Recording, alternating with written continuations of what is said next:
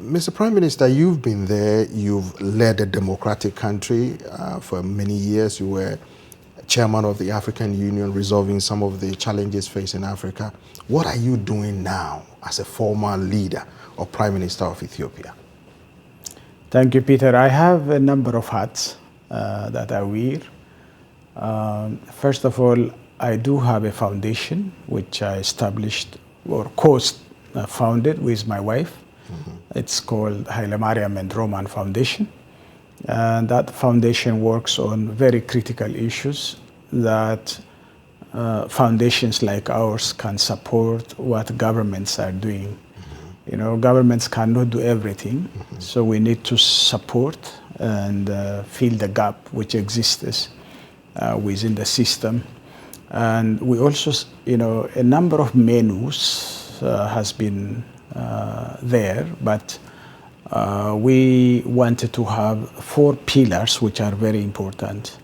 For the future of Africa, we need our children being well fed, well educated, and or their moms also has to be taken care carefully, and also economically empowered. You know, women are not so much taken seriously in our cultures in Africa. We need to empower women. So that is one of the pillars. We call it maternal and child health, and women's economic empowerment.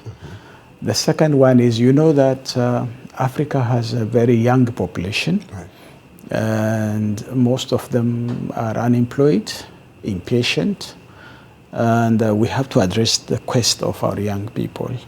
That's a very good comparative advantage for us and Africans.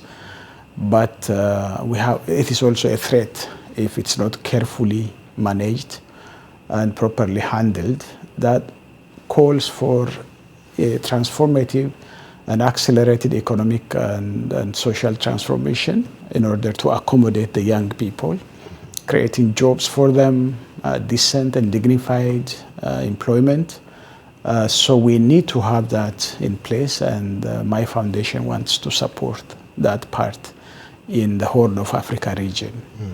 The third pillar is, you know, we have climate issues which complicates many things in Africa, especially sustainability of our agricultural production and an increase in productivity, and the food systems transformation should be climate resilient. Otherwise, as you can see, especially the last 15 years, drought is recurring.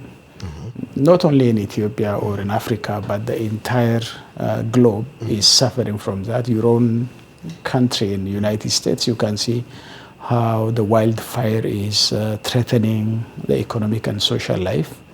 But in Africa, it is severe because we are not part of that problem in majority. Only our contribution is 4%, but Africa is the most hit continent. And so I think that has to be addressed. It is a global response. We have to advocate for that, but we have to also adapt to the conditions we have. So we have to go for sustainable farming systems where it should be climate smart. Right. So these are the 4 pillars we are working in the foundation with my wife together. And I think we are showing positive trends since we left office the last 7 years. And that progress is encouraging, and we continue to do that. I think that is not my major preoccupation now. Okay. My wife is taking care of that as a CEO. But I felt that there is a need for Africa to bring about leaders like myself who can somehow transform the African continent itself. Talking about that, some people have expressed concern that some of you former leaders are being treated unfairly. Some say you are being witch hunted. Others are saying when you left the stage, you're just quiet. Some go to their farms, they are not doing anything. So do you think the narrative that you are not doing enough to help those currently in power to move the continent forward is accurate? The narrative we are not doing enough is accurate, but there is a mixed badge you can see what's happening. There are few who work very closely with their successors. A good example can be shown like in Tanzania and a little bit in my own country, Ethiopia. But there are others where you can see that former leaders are witch hunted and excluded from what's happening in their own country. So because of that, some of them has become very critical, and so it becomes confrontational. On the other hand, as you said, some say, okay, they abdicate and they go, okay, let me work in my farm, and some other issues than supporting the current government and its works that happens. Even when some come from the same party, there has been some pushes and pulls.